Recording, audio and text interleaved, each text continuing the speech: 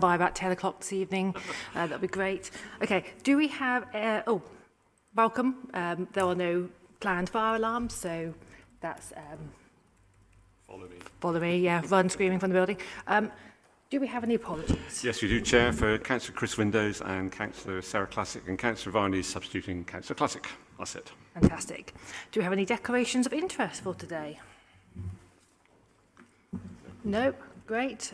I should say the plinth is in my ward, but apart from that. Okay, the minutes of the last, we've got two sets of minutes. We've got the minutes from the 29th of November and from the 21st of February. Do we have any issues with those, or are we happy to sign that off? Good, great.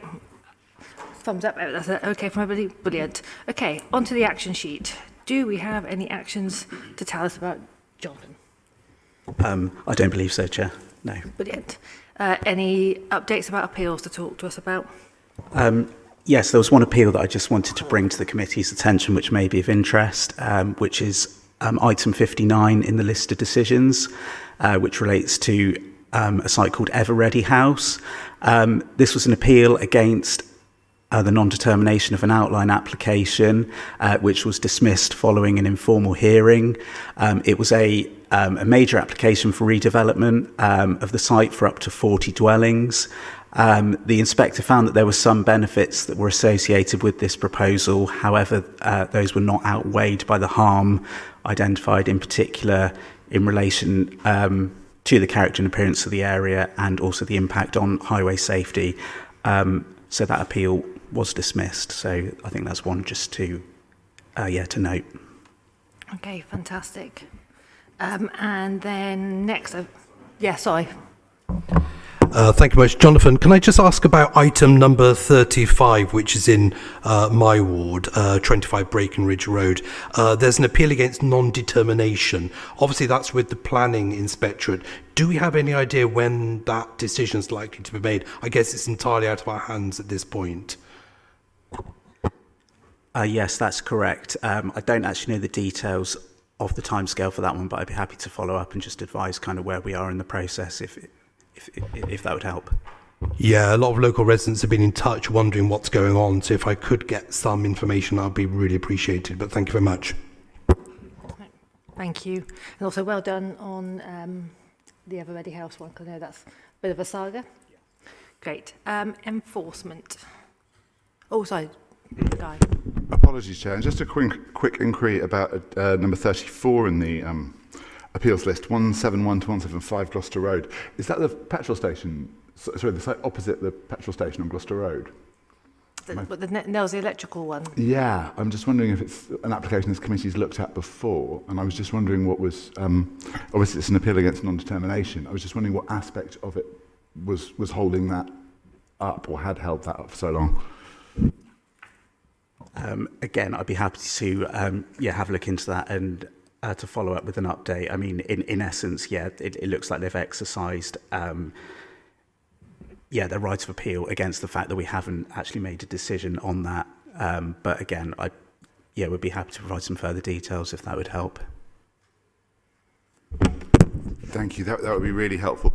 The only reason I raise it is that it was a case, one of several cases that came in a little cluster at about that point, where the committee was sceptical about a large number of elements of the application, and officer advice at the time, not from yourself obviously, but officer advice at the time was very much focused on grant, and we'll sort out the details later as we sort of negotiate conditions as we go along. And I'm just wondering, that's a particularly good example, but I'm wondering how many of these appeals for non-determination are sort of a similar situation to that, where the committee's granted in principle, but that detail just takes such a long time to figure out. It'd be good to get a sense of that. Yep. Okay, Fab, thank you very much. Enforcement. I don't think there's anything to report in terms of enforcement. There are no notices on the agenda. Okay.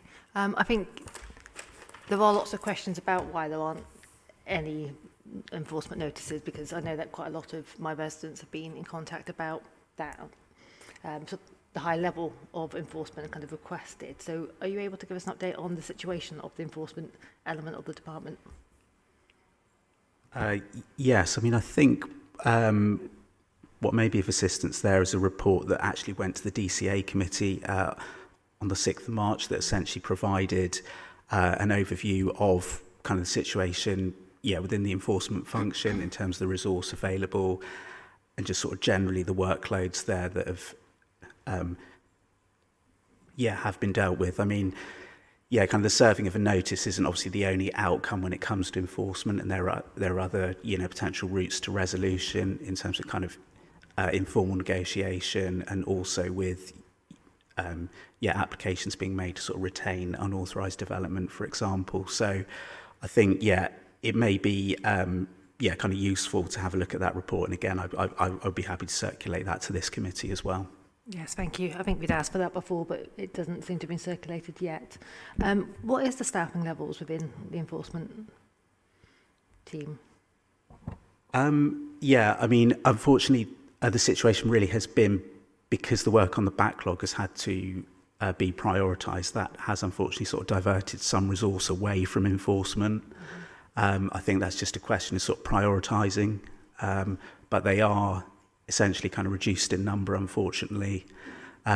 We do have plans kind of after the summer, hopefully when the backlog is under control, to move some of the graduate resource into that service to kind of help there with that work. Also, we've been exploring kind of sort of joint working arrangements with like the neighbourhood enforcement team as well. So when those officers are out and about in the city, they can kind of do some of that investigation work that can then be passed to the enforcement team to allow them to make their assessments. Okay, right. Thank you very much. Okay, Guy. Thanks, Chair. But just to follow on from that, I wouldn't want to push any officers in it. Ooh, in the sea. It's the sea. Stop touching it, Guy. Apologies. Definitely not. So I wouldn't want to put any officers in a difficult position. I think it would be really good for the next iteration of this committee to have a really full explanation of what that situation is with enforcement. It's the idea that there might be potentially no planning enforcement taking place over the summer, or at least a very de minimis service, because an internal decision has been made to prioritise that resource to a different area. I think is something this committee should be aware of, especially given our recent history with the local government ombudsman. I think it would be good to have absolute clarity as to what decision has been made by who on the current state of enforcement. That may well be in the report that went to DCA, but I think this committee should definitely be aware of that as well, with the most up-to-date situation possible. Thanks, Guy. I agree. I mean, the two committees aren't hierarchical in any way. They're both equal. So any report that goes to A should be coming to B, and both committees and both chairs of both committees, whoever that will be post-May, both need to be equally kept informed. It's not really acceptable to be only informing one committee of what's going on. That is not a second-class B committee. They're both equal committees, and that is something that has to be how they're treated going forwards for post-May. Yes, I know that, Chair, thank you. Just to clarify one point, enforcement activity is still happening. I think, what the plan is after the summer is to actually add additional resource into that function. Kind of just to clarify that. Great, thank you very much. Right, shall we move on to the main event and move over to your officer presentation? You've emailed it around earlier, haven't you? Did you email it earlier? Yeah, so it's been emailed to you earlier, colleagues.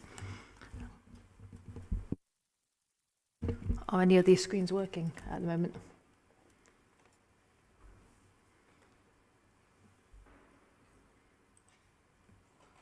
Yay!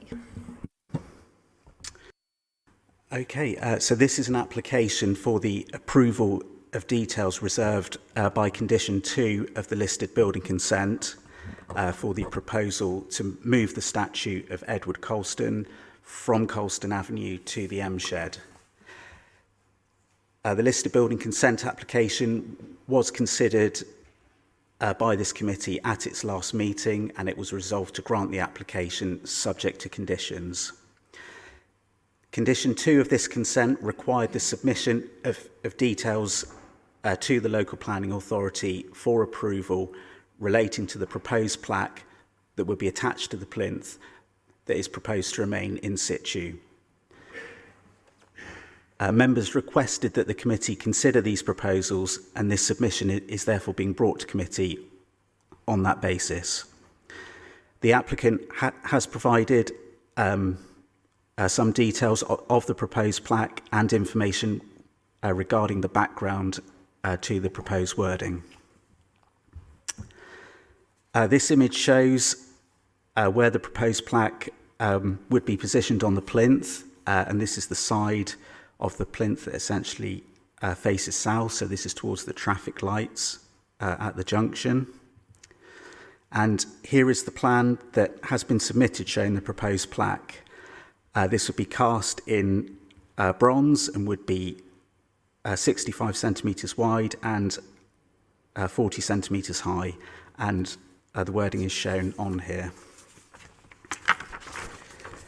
I have also just copied the wording onto this slide so it's a bit clearer, and we'll just pause here just so you can take a moment to read this, but this is also included within the report.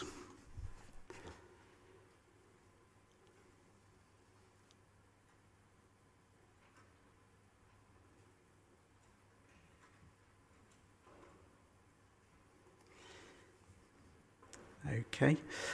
The applicant has also made reference in their submission to a proposed QR code, which would allow the public to scan this and access information relating to Colston and the M-Shed exhibition. They have provided this image, which shows an existing code near the site, and have said that the proposal could work or be displayed in a similar way.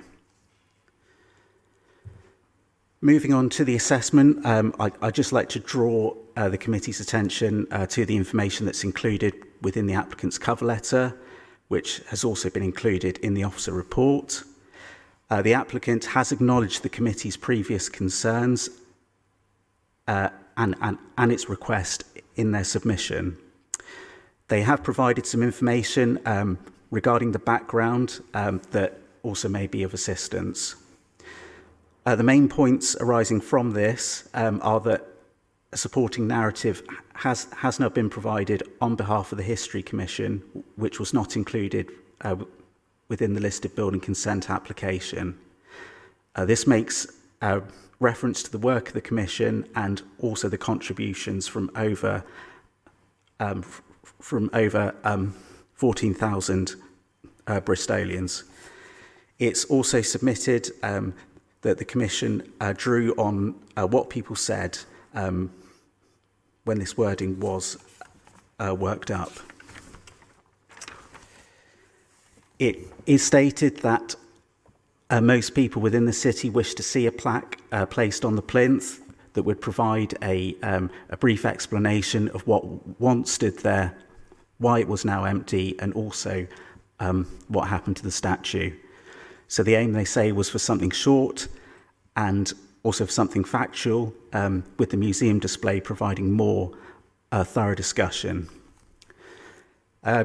Just returning to the reason for imposing the condition, this was to safeguard the architectural and historic interest of the listed structure and also the special character of the conservation area, and also to ensure that the public benefits of the development were secured in their totality. Assessing the proposed details in this context and also having regard to relevant policies, it's considered that the proposals would achieve this and would be acceptable. And it is therefore recommended that the details that have been submitted are approved. Thank you. Thank you very much. I should also say we didn't call out any names of public forum because there are no members of the public here as well, but we already have read their statements. Okay, do we have any questions? I was actually going to get John to clarify one particular thing. I've had some pen friend correspondence about why we're able to discuss and determine this particular issue and why it's not the Secretary of State. If you could clarify for us our powers. Yes, thank you, Chair. Yeah, this was included within the report to committee on the list of building consent application. In essence, there is a direction which relates to the handling of applications for heritage assets, and this essentially sets out when applications need to be referred to the Secretary of State. One of those instances is where an objection is received either from Historic England or from one of the national amenity societies, so that would trigger the need for us to refer it to the Secretary of State for decision. Because we didn't receive an objection from those bodies, we were not required to refer it. However, we did receive inquiries from the casework unit during the course of the application, and they were kept updated because the Secretary of State still has a wide-ranging power to call applications in if they wish. Okay, fabulous. That's very clear. Thank you very much. Andrew, then Leslie.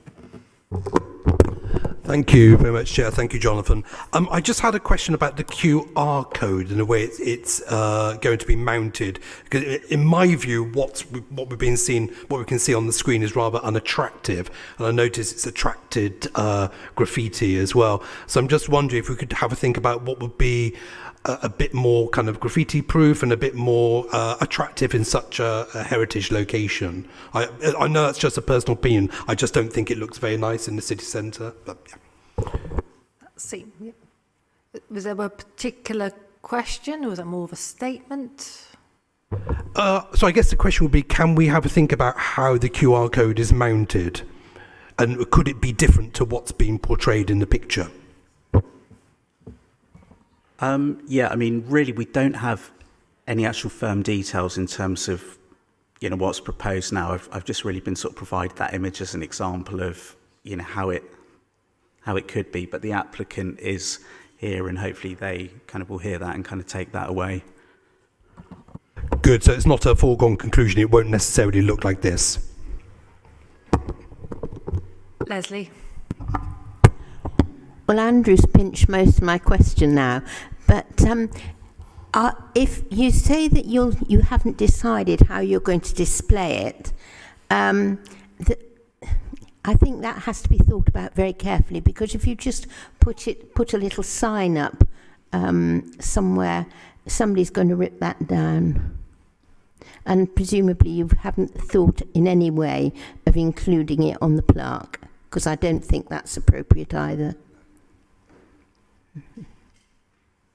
Again, I mean, unfortunately, I don't have the actual details of that. I've just really been provided with that image, just an example of kind of, how it could work and how it could look. It does need to be thought out, because in 5 years' time, nobody's going to know what a QR code is.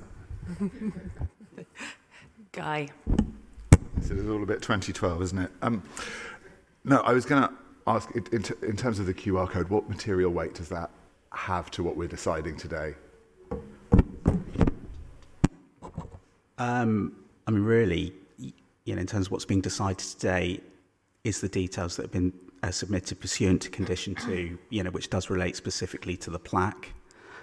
But I think the applicant, has also proposed the QR code as a way to potentially, kind of enhance the, the information that, kind of will be available at the site. Thank you. And could you maybe, just for clarity, at the last committee, Simone Wilding told and informed this committee that we would be able to determine the wording of the plinth plaque. My colleague did bring an alternative wording forward on behalf of the committee. So obviously we have the original wording again today. Could you sort of explain to the committee why that is? Yeah, so I know that the minutes do note that a revised wording would come back, and I think the applicant has acknowledged the committee's concerns and that request in their submission. I mean, the applicant has made a submission which they are entitled to do, and they have made that in good time in order that the committee can consider it this afternoon. in response, they haven't revised the wording, but they have provided additional information in support. We've also mentioned the QR code as well. So I think, in terms of the committee's role this afternoon, it obviously has the chance to consider this, to debate, and also to make a decision. Sure.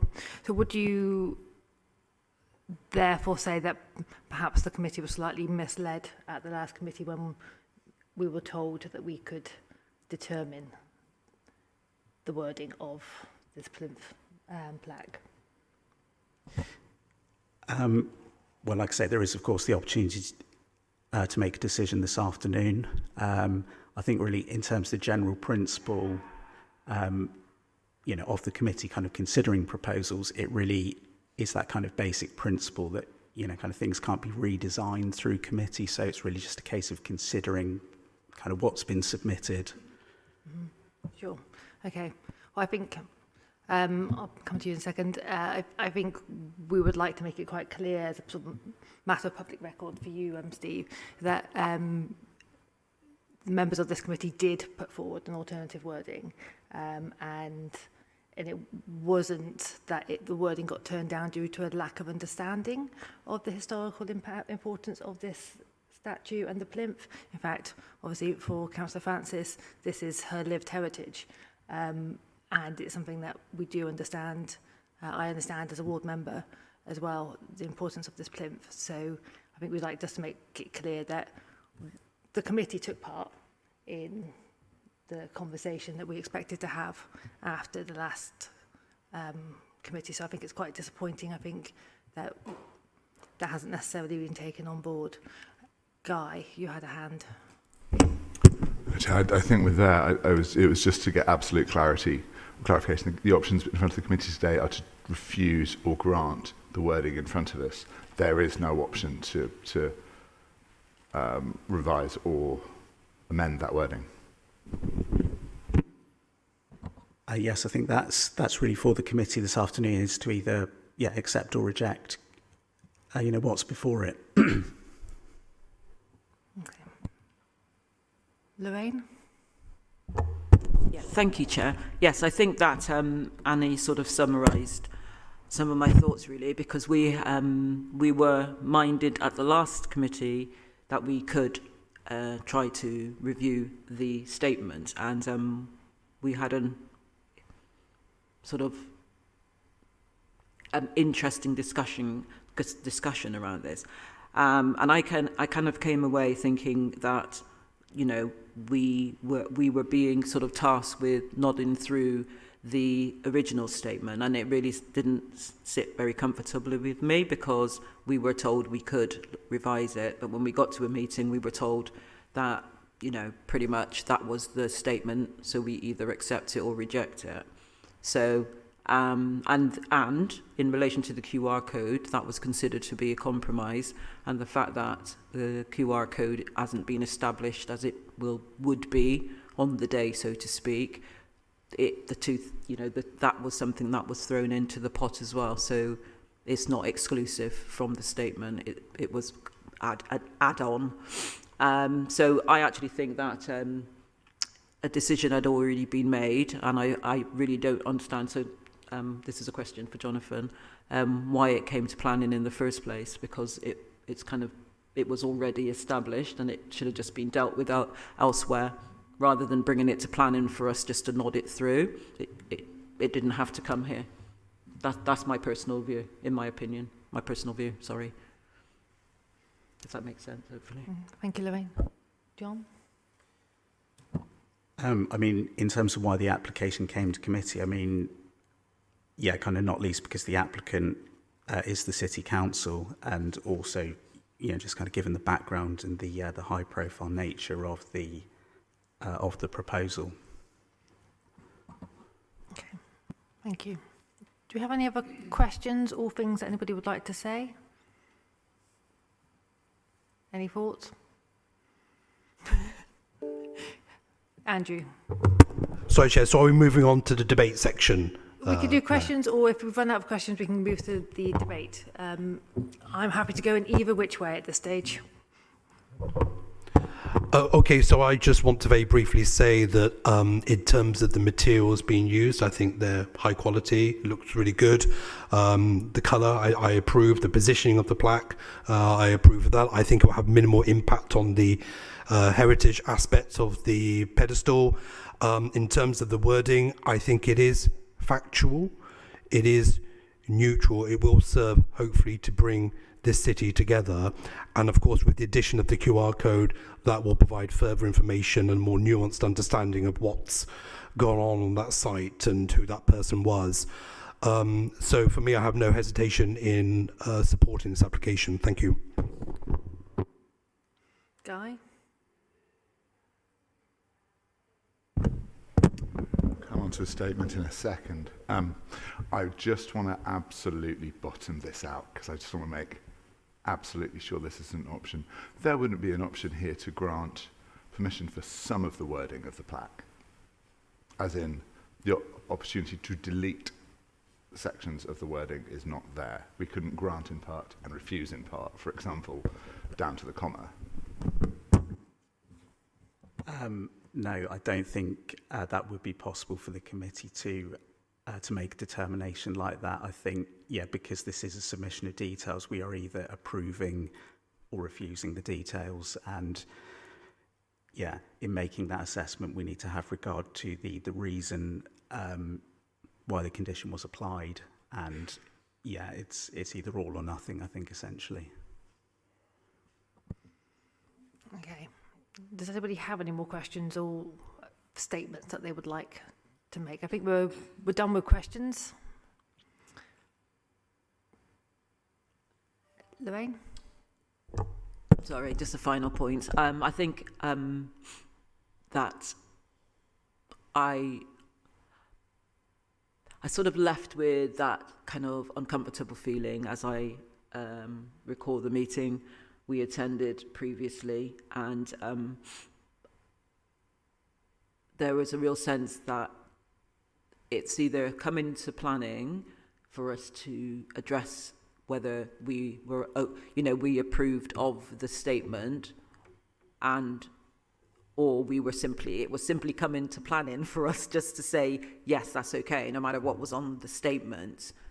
So I'm kind of left in the middle. I'm sort of left in an impasse, really, because I get that uncomfortable feeling of being told, yes, this is what it is, and you need to accept it, versus did we need to sort of did we have the right to tweak it? And I still got that thought in my head, and that's what's making it uncomfortable for me, because if I go one way, then I'm basically nodding through something that I had issues with, and if I am mindful to not nod it through, then I'm delaying the process. So that's where I'm sort of sat in the middle. You weren't here, Councillor Varney, the last time, so there was a huge sort of debate, and then a meeting that we attended afterwards as well. So that's why I'm sort of in the middle. Yeah. So just to add clarity on what Councillor Francis is saying there, is that we met there was a lot of conversation at the last planning committee about concern about the wording, and Lorraine felt very strongly about that, and so did Sarah and myself and Guy. And then following that, myself and Lorraine met with Peter from Urban Design over there, Tim Coles, a historian, and Councillor Asher Craig to discuss the potential, what we thought a potential alternative wording, which is what Lorraine is referring to. And it was a terse meeting. I think we can all agree would be a good description of it. Not in particularly good faith from Councillor Craig, frankly.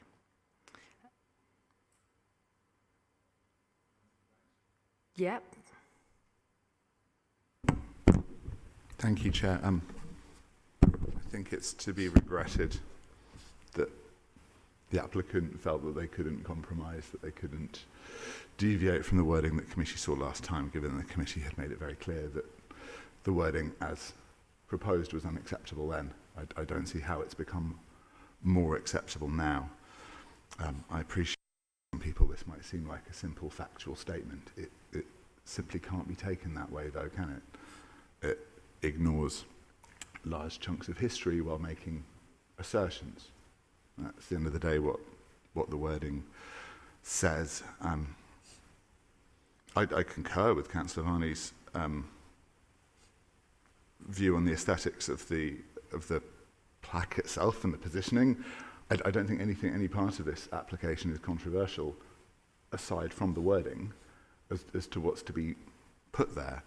But the mention of Colston being celebrated as a city benefactor isn't placed there in context. The idea that in the late 20th and early 21st century the celebration of Colston was increasingly challenged given its prominent roles, I would question by whom. Was it not challenged before that? It's difficult to believe that it wasn't challenged at the time. It's just that whether the people that challenged it were counted or not, as part of that debate as we look back through history at that point. And I appreciate this might reflect someone's idea of what neutral is, but I just don't see it that way. I agree with the notion of something short and factual, or as short and factual as can possibly be, but that isn't what we've got here. And I am baffled as to where the pushback is coming from within the council at reducing the wording that's proposed down to something less controversial. I don't understand who it is within the council that is saying, no, we must retain these things.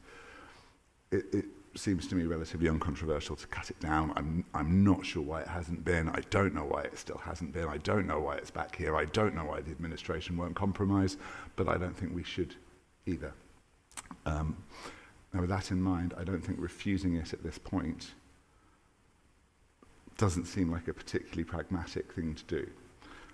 In the context of where we are in the civic year, I think where I'm at right now is that I would probably just suggest deferring it and see how the council feels after the May, and bring it back to this committee at that point. I'm sad that we won't get to make the decision ourselves, but there we go. Thank you. Leslie.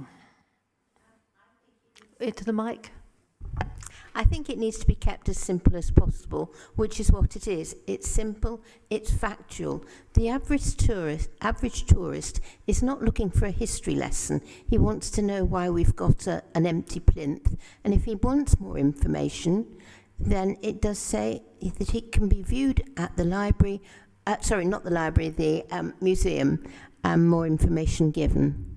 So I think it's fine as it is. Thank you. I think part of the concern is the use explicitly of the word benefactor in that plaque. I think is the particularly sticky word for quite a lot of people who have an objection to it. Personally, I'd also like us to. I have quite a few roads in my ward. We've got Colston Street, Colston Avenue, Colston Parade. There's also Colston Road in Easton. The residents of all of those roads would like that name removed from their roads, and that is something that has been resisted despite petitions as well. I think it's quite a shame that we're spending quite so much time on this plaque plinth, and that seems to be possibly where this is then going to end, and not actually the following steps of looking at other ways in which residents of the city would like to have that name removed from our street scene. I think it's a reasonable thing for residents to want to do, and I don't think anything about the wording of this plinth indicates that that is something that's going to be necessarily, well, hopefully post-May there might be things that might change, but so far it's not been successful. I find that quite frustrating for residents of my ward. Lorraine, did you want to add something?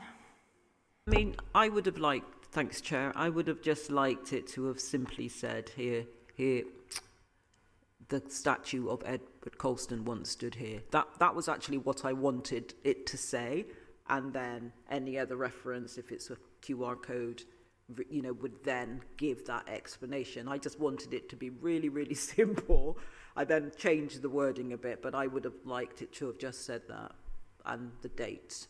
because then people will go, oh, what's happened to that then thing? And then there is a QR code that could then do the history. Because there seems to be this suggestion that we wanted like a 90,000 word thesis on the plaque, and that is not what I'm suggesting at all. I just wanted it to be really straightforward and simple, and that was why I didn't, that then retained the history of this monument, then because it's still there and it's referring to it, but then any other information would be then contained in the QR code, and then people could visit at the respective place of rest, if you see what I mean.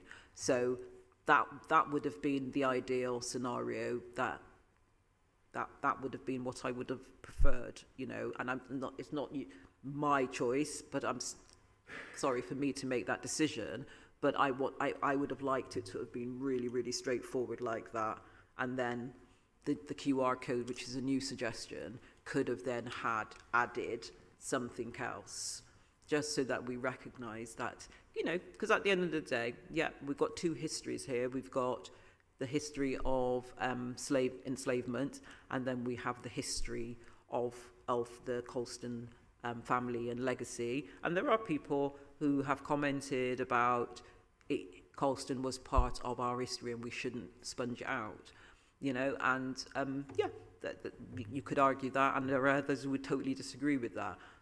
So for me, the compromise would have been, here once stood, the statue of Edward Colston between whatever year and whatever year, and the rest of it is contained within the story. So I'm not sure where I sit. I think I might hold out and try and wait until after the new administration comes in and see what else happens, but it all depends on the vote, and we can't predetermine the outcome of a vote. Okay, thank you. Shall we move to a vote on that? So the officer recommendation is to approve this wording of the plaque. So can I have a seconder for that? Andrew? Okay, so go around. Andrew? 4. Leslie? 4. Guy? Against. Against. So that's a tie, so I will also vote against, and we can defer it to another committee in the future. Say that again. Does that need to be proposed, Jen? I mean, it automatically does get deferred and bounced on. Due to our wonderful cooling off period, for a start, it should. Yeah, I mean, just in terms of that, I'm able to just seek some clarification, please. Is the reason for the deferral for advice on reasons for refusal? I don't know. What's the will of the committee? It's not so much to refuse it as such, but for more looking at the wording. Is that Guy? If I may, Chair, I don't think the committee's minded to refuse the application as a whole, because what's yet to be agreed is so minor. It's simply that the original proposal was passed conditional upon that wording being agreed. That wording's not yet been agreed. It's just that the wording that has been put to this committee today is identical to the wording that was put to the committee last time, and at that point we'd agreed to approve the application subject to the agreement of that conditions. Those conditions have yet to be agreed. We're deferring it again. Does that? Because it's more the condition of the application than the actual application itself. Have we broken your brain? I think so, yeah. Sorry, I was just thinking in terms of the normal kind of decision process. If the officer recommendation isn't carried, then, my understanding is then that we would move to a deferral in order that advice on potential reasons for refusal can be provided. But normally it comes back with more reasons why we should definitely vote it through. So I can't imagine why this would be particularly different in terms of that one. Yep. Guy? Chair, just an inquiry, but while this process is ongoing, presumably this plinth just sits there with no plaque on the side of it. Yeah, I don't think anyone's going to dig the plinth up. Not sure quite there's any heavy. rush. Yeah, I mean, just to clarify the position there, yeah, until such time as the details of the plaque are approved, kind of no plaque can be cited on the plinth.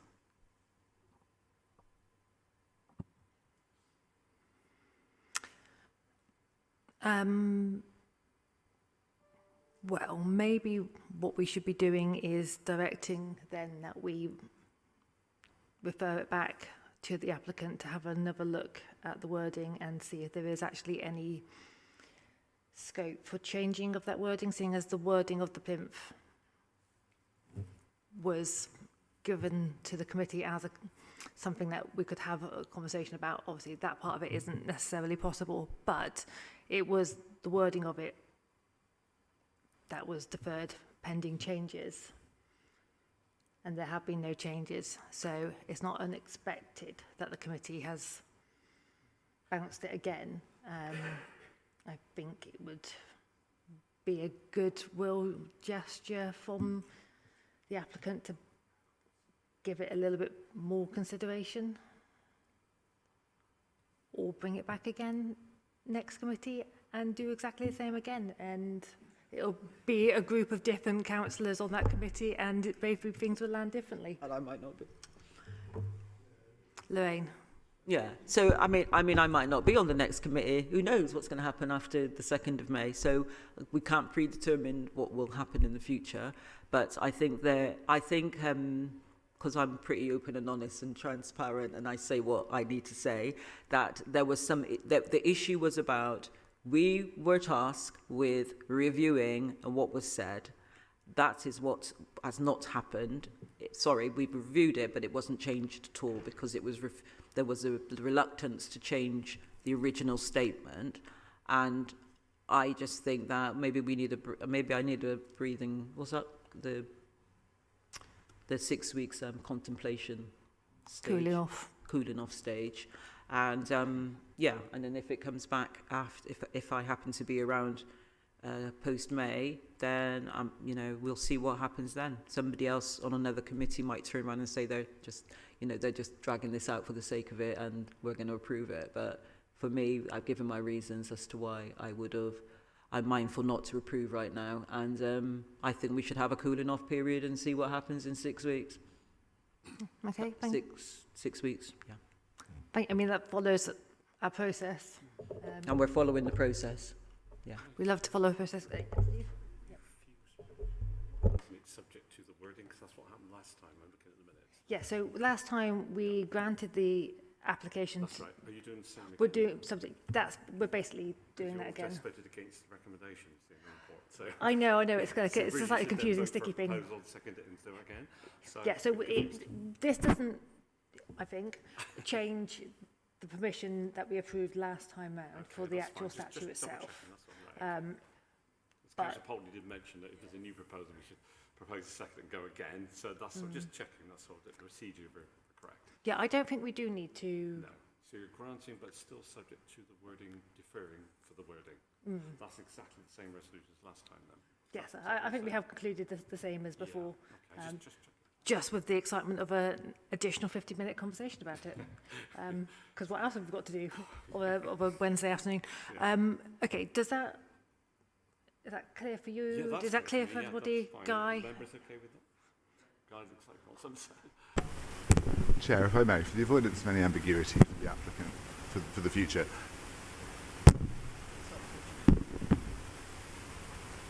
Off and on again? Turn it off again.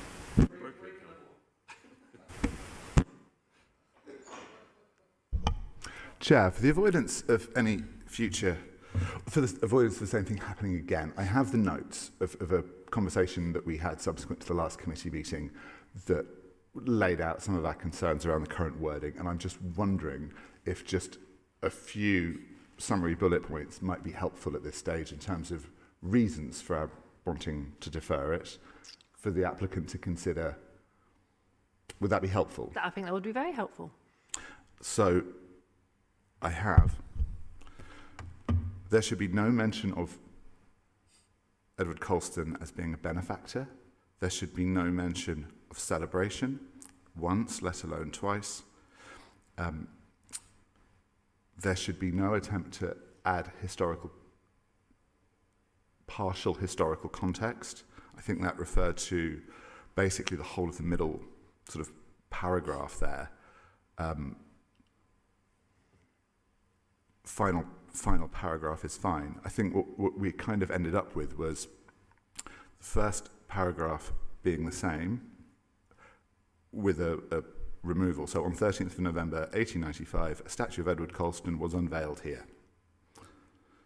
On 7th of June 2020, the statue was pulled down and rolled into the harbour. Following consultation with the city in 2021, the statue entered the collections of Bristol City Council's museums. And I don't think any one of us would have had a problem with that. Did you capture that? Not all of it. Could you actually email that to me? Yeah, thank you. Cool. Thank you. John, does that help? I think, yeah, I think so. Yeah, I mean, yeah. So in terms of the next stage, and that needs to be put to the vote, is that? That needs to be put to the vote. As in Yeah, I mean, are we, if we actually propose that as a wording and vote on that as a committee, I don't think we have the power to do that, because we cannot change. This is the thing that we're always having to say when people start trying to redesign applications in the middle of a committee, is that we can't redesign an application, and we can't say we might want to see something else as part of an application, but we can't do that ourselves. We can indicate what we would like to see. Guy's just read out the potential wording that was put forward from the committee, but we can't propose and vote on that here as a committee, because we can't tell the applicant what to do. The applicant can take what Guy's just read out and what we can put into the minutes as well, and decide whether or not they want to take that forward. But we can't tell them that they have to. We don't have that power to do that. Yeah. I suppose I'm thinking from a procedural point of view, does the deferral need to be put to the vote? Let's vote on a referral just so that we are about and braces about it. I don't think we do. I think it should automatically, but we will, for the sake of argument, going to propose a deferral to a future committee, if I can have a seconder for that, just so that I think under our process it should be deferred, but just in case there's any kind of additional confusion, just to keep it as clear as possible, we'll vote on that. So is that a second from you, Guy? Okay, second on that. So again, I'll go around the room. Andrew, this is to defer. Yeah, 4, obviously. Yeah. 4, yes. Leslie? 4. 4. Guy? For the deferral. Captain Guy, thank you very much. 4. Mm-hmm. That's a 4 for me. So yes, that's a unanimous vote to defer it. So about and braces, definitely deferred. Yeah. No debate about that. Okay. Thank you. There ends our last exciting instalment of DCB for this term. When is the next DCB for whichever lucky souls get to 5th of June. 5th of June? Yeah, just from memory, that's from memory. For the happy winners of the exciting election in a couple of days, weeks' time, feels like days. Thank you very much for coming. Thank you very much for your involvement in this interesting soap opera that is DCB. See you on the other side. Thank you very much. Bye-bye.